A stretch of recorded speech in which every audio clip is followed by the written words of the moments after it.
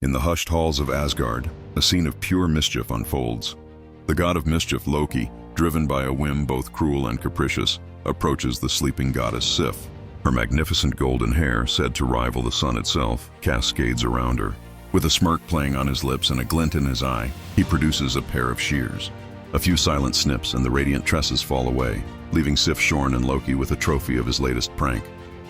This act, born of petty jealousy, would set in motion a chain of events far greater than he could have ever anticipated, leading to the creation of a weapon that would define an age.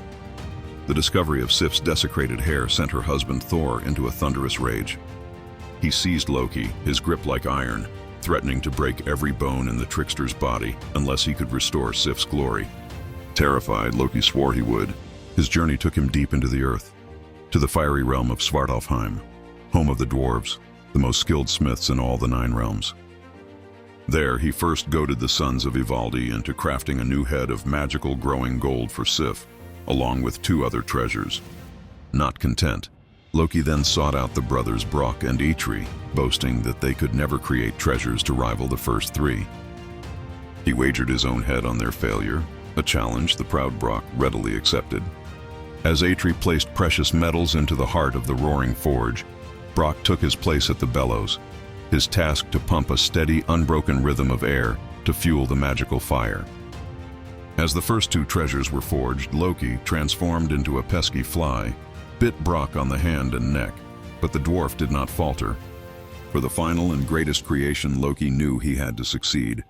As Eitri placed a special lump of iron into the flames, the fly Loki landed on Brock's eyelid and bit down with all his might.